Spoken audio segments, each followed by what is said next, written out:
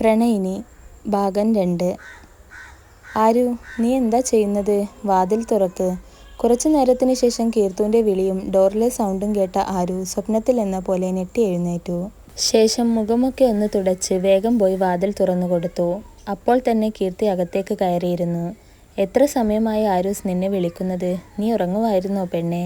ആരുവിൻ്റെ ചുവന്നു കലങ്ങിയ കണ്ണുകൾ കണ്ടിട്ടും അത് പാടെ അവഗണിച്ചുകൊണ്ട് കീർത്തു ചോദിച്ചപ്പോൾ അവൾ മെല്ലെ തലയാട്ടി. എൻ്റെ ആരൂസേ, നീ ഇനിയും അത് വിട്ടില്ലടി. ദേ, നിന്റെ ഏട്ടൻ അത്യാവശ്യം വേണ്ടുന്ന സാധനമൊക്കെ വാങ്ങാൻ വേണ്ടി പോയിരിക്കുക. ഇനി വരുമ്പോൾ നീ ഇങ്ങനെ വാടി നിൽക്കുന്നത് കണ്ടാൽ പിന്നെ എല്ലാം എനിക്കായിരിക്കും കിട്ടുക. അതുകൊണ്ട് പൊന്നുമോളൊന്ന് ഓക്കെ ആയേ. ഒന്നും മിണ്ടാതെ നിൽക്കുന്ന ആരുവിൻ്റെ തുടുത്ത കവിളിൽ ഒന്ന് നുള്ളിക്കൊണ്ട് കളിയോടെ കീർത്തു പറഞ്ഞു. ഞാൻ ഓക്കെ ആയിക്കോളാം. കുറച്ച് സമയം വേണം കീർത്തു. പതിയെ പറയുന്നവളെ ചേർത്ത് പിടിച്ചുകൊണ്ട് കീർത്തു അവിടെ ഷെൽഫിന് മേലെ വെച്ചിരിക്കുന്ന ഫ്രെയിമിന് മുന്നിൽ കൊണ്ടു നിർത്തി. ഒരു സോഫയിലിരിക്കുന്ന അപ്പുവിൻ്റെ നെഞ്ചിൽ പതുങ്ങിയിരിക്കുന്ന ആരുവും അപ്പുവിൻ്റെ മറുഭാഗത്ത് ചിരിയോടെ നിൽക്കുന്ന കീർത്തുവിൻ്റെയും ഫോട്ടോ ആയിരുന്നു അത്. ദേ, നീ ഈ ഫോട്ടോ നോക്കിയേ ആരു. ഇതിൽ നമ്മൾ 3 പേരും എന്ത് സന്തോഷത്തിലാണെന്ന് നോക്കിയേ. അതുപോലെ ഇനിയും ഒരുപാട് കാലം സന്തോഷത്തോടെ സമാധാനത്തോടെ ഇണക്കങ്ങളും പിണക്കങ്ങളുമായി നമുക്ക് ജീവിക്കണം. പക്ഷേ ഒരിക്കലും പാസ്റ്റ് നമ്മുടെ ജീവിതത്തിൽ വരാൻ പാടില്ല. ഞാൻ പറഞ്ഞത് നിനക്ക് മനസ്സിലായോ? അവളെ പറഞ്ഞു മനസ്സിലാക്കാൻ എന്നോണം കീർത്തു അത് പറഞ്ഞപ്പോൾ ആരോ ഒരു ദീർഘനിശ്വാസം എടുത്തുകൊണ്ട് കീർത്തുവിനെ കെട്ടിപ്പിടിച്ചു. അപ്പോൾ ഒരു ചിരിയോടെ കീർത്തുവും ആരുവിനെ ചേർത്ത് പിടിച്ചപ്പോൾ ആയിരുന്നു വാതിൽക്കൽ അവരെ നോക്കി നിൽക്കുന്ന അപ്പുവിനെ ഇരുവരും കണ്ടത്. അപ്പോൾ അവൻ നോക്കുന്നത് കണ്ടപ്പോൾ ആരുവും കീർത്തുവും പരസ്പരം ഒന്ന് നോക്കിക്കൊണ്ട് അപ്പുവിൻ്റെ അടുത്തേക്ക് ഓടിച്ചെന്നവൻ്റെ നെഞ്ചിലേക്ക് ചാഞ്ഞു. തള്ളക്കോയി തൻ്റെ കുഞ്ഞുങ്ങളെ ചേർത്ത് പിടിക്കുന്നത് പോലെ അവൻ അവരെ തൻ്റെ നെഞ്ചിലെ ചൂടിലേക്ക് ചേർത്ത് പിടിച്ചു. ഒന്ന് അവൻ്റെ പ്രാണനും മറ്റൊന്ന് അവൻ്റെ രക്തവുമായിരുന്നു. ഇതേസമയം AC മുറിയിലിരിക്കുകയാണ് ശില്പ. നന്ദൻ അത്യാവശ്യമായി കോൾ വന്നതുകൊണ്ട് കുറേ നേരമായി പുറത്തേക്ക് പോയിട്ട്. അപ്പോൾ അവൻ പോണത് കണ്ടപ്പോൾ തന്നെ അവൾ വേഗം സാരിയൊക്കെ അഴിച്ചു മാറ്റി വേഗം ചെന്ന് ഫ്രഷായി വന്നു. ഫുൾ നെറ്റായ ഒരു നൈറ്റി ആയിരുന്നു അവളുടെ വേഷം. അതിൽ തന്നെ അവളുടെ അങ്കലാവണ്യം എടുത്തു കാണുന്നുണ്ടായിരുന്നു. ബെഡിൽ കാലുകൾ നീട്ടി കിടന്നുകൊണ്ടവൾ ഫോണിൽ കളിക്കുമ്പോഴായിരുന്നു കോൾ ചെയ്തു കഴിഞ്ഞ് ബാൽക്കണിയിൽ നിന്ന് നന്ദൻ അവിടേക്ക് വന്നത്. ഒരു നിമിഷം അവളുടെ വേഷം കണ്ട അവൻ സ്വയം കീഴ്ച്ചുണ്ടൊന്ന് കടിച്ചു വിട്ടുകൊണ്ട് അവൾക്കരികിലേക്ക് ചെന്ന് നിമിഷ നേരം കൊണ്ട് അവളുടെ മേലെ കമർന്നു. കൂടെ അവളുടെ കയ്യിൽ നിന്ന് ഫോൺ വാങ്ങി ബെഡിലേക്ക് എറിയുകയും ചെയ്തു. Hey Nandu, leave me. കുലുങ്ങി ചിരിച്ചുകൊണ്ട് അവൾ പറഞ്ഞപ്പോൾ അവൻ അതൊന്നും കേൾക്കാതെ അവളുടെ കഴുത്തിൽ മുഖം അമർത്തി അവിടം കടിച്ചു നുണയാൻ തുടങ്ങി. കുറച്ചു നേരത്തിനു ശേഷം അവൻ്റെ ചുണ്ടുകൾ നേരെ അവളുടെ ചുണ്ടുകളിലേക്ക് ചേർത്ത് വെച്ച് പരസ്പരം ചുംബിക്കുമ്പോൾ ഒരാളുടെ ഉള്ളിൽ നിറഞ്ഞ പ്രണയമാണെങ്കിൽ അവൾക്കുള്ളിൽ അവനോടുള്ള അടങ്ങാത്ത ആസക്തിയായിരുന്നു. അതുകൊണ്ടാണല്ലോ ആരുവിൽ നിന്നും നന്ദനെ അവൾ സ്വന്തമാക്കിയത്. കുറച്ചു നേരത്തിനു ശേഷം കിതപ്പോടെ അവളിൽ നിന്നും അടർന്നു മാറിയ നന്ദൻ വാത്സല്യത്തോടെ ശില്പയുടെ ടോപ്പ് പതിയെ നീക്കി വയറിൽ അമർത്തി ചുംബിച്ചു. തൻ്റെ കുഞ്ഞിനുള്ള ചുംബനം. എന്നാൽ അവൻ്റെ ആ പ്രവൃത്തി പുച്ഛത്തോടെയായിരുന്നു ശില്പ നോക്കി കണ്ടത്.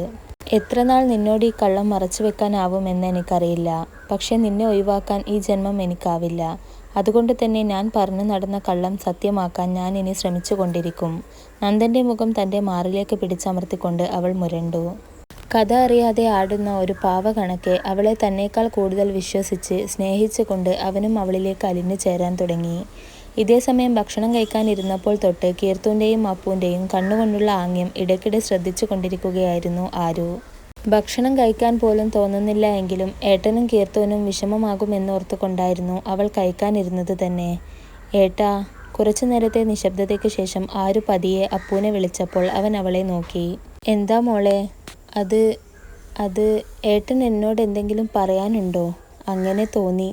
പ്ലേറ്റിലേക്ക് മിഴിയൂന്നിക്കൊണ്ട് പതിഞ്ഞ സ്വരത്തിൽ അവൾ ചോദിച്ചപ്പോൾ പറയൂ എന്നോണം കീർത്തു അപ്പുവിനെ നോക്കി കണ്ണു കാണിച്ചു. ഒരു കാര്യം പറയാനുണ്ട് മോളെ, ഗൗരവത്തോടെ അവൻ പറഞ്ഞപ്പോൾ അവൾ അവനെ തലയുയർത്തി ഒന്ന് നോക്കി. ഏട്ടൻ ആദ്യം ജോലി ചെയ്തിരുന്ന ഒരു കമ്പനിയില്ലേ, ASJ ഗ്രൂപ്പ്സ്. അവിടുത്തെ സാമുവൽ സാർ എന്നെ ഇന്നലെ വിളിച്ചിരുന്നു. അദ്ദേഹത്തിന് ഒരു PA ആയി ഒരാളെ വേണമെന്ന് പറഞ്ഞു. എനിക്ക് ആദ്യം ഓർമ്മ വന്നത് നിന്നെയാണ്. എന്താ, മോൾക്ക് സമ്മതമാണോ? പ്രതീക്ഷയോടെ അപ്പു ചോദിച്ചപ്പോൾ ഒരു നിമിഷം എന്ത് പറയണം എന്ത് ചെയ്യണം എന്നറിയാതെ അവൾ ഇരുന്നു പോയി. അർണവ് ആദ്യം ജോലി ചെയ്ത കമ്പനി ആയിരുന്ന ASJയിലെ നല്ലൊരു മുതലാളിയാണ് സാമുവൽ സാർ. ജോലി ചെയ്യുന്നവരോട് പോലും സ്നേഹത്തോടെ പെരുമാറുന്ന അയാളെ അവിടെ ഉള്ളവർക്കെല്ലാം സ്നേഹവും ബഹുമാനവുമായിരുന്നു. അർണവിനോടും സാറിന് നല്ല ഇഷ്ടമായിരുന്നു. അവനെ അദ്ദേഹം നല്ല രീതിയിൽ പലപ്പോഴും സഹായിക്കുകയും ചെയ്യാറുണ്ടായിരുന്നു. അങ്ങനെ അർണവിൻ്റെ അനിയത്തി എന്ന നിലയിൽ ആരും അവിടെ സേഫ് ആയിരിക്കും എന്ന് അപ്പുവിന് നല്ല ഉറപ്പായിരുന്നു. മാത്രമല്ല ഇപ്പോൾ ഒരു ജോലി അവളുടെ മനസ്സിനെ മൊത്തത്തിലൊന്ന് ഓക്കെ ആക്കാൻ സഹായിക്കുമെന്ന കീർത്തുവിൻ്റെ അഭിപ്രായവും കൂടി ഇതിന് പിന്നിലുണ്ട്. നീ എന്താ ആരും ഒന്നും പറയാതെ ഇരിക്കുന്നത്? അത് നല്ല കമ്പനി അല്ലേടാ. മാത്രമല്ല സാർ അപ്പുവേട്ടൻ്റെ അനിയത്തിയാണ് നീ എന്നറിഞ്ഞാൽ നിന്നെ നന്നായി കെയർ ചെയ്യുകയും ചെയ്യും. സമ്മതിച്ചൂടെ നിനക്ക്? കീർത്തു അത് പറഞ്ഞപ്പോൾ അപ്പുവിൻ്റെ കണ്ണുകളും അവൾക്ക് നേരെയായിരുന്നു. അത് എനിക്ക് പരിചയമൊന്നുമില്ലല്ലോ.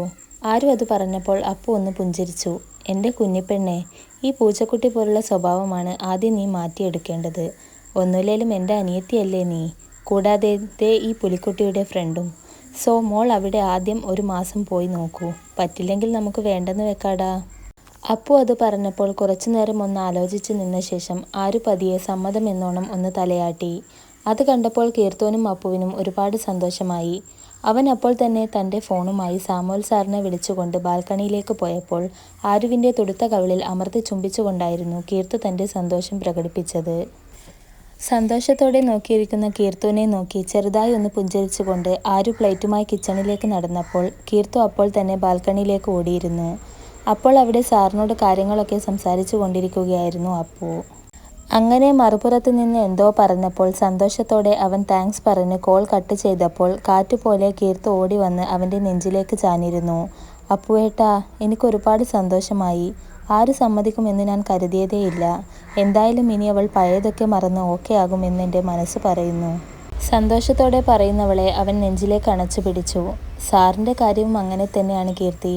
എൻ്റെ അനിയത്തിയാണ് വരുന്നത് എന്ന് പറഞ്ഞപ്പോൾ തന്നെ സാർ ഫുൾ ഹാപ്പിയായി. നാളെ തന്നെ വന്ന് ജോയിൻ ചെയ്യാനാണ് പറഞ്ഞത്. വല്ലാത്ത സന്തോഷത്തോടെയായിരുന്നു അപ്പു അത് പറഞ്ഞത്. അപ്പോൾ രാവിലെ നമുക്ക് കമ്പനിയിലേക്ക് പോകാൻ ഇറങ്ങുമ്പോൾ തന്നെ അവളെയും കൂടെ കൂട്ടാമല്ലേ? ഞാൻ ഇതൊക്കെ അവളോട് പറഞ്ഞിട്ട് വരട്ടെ.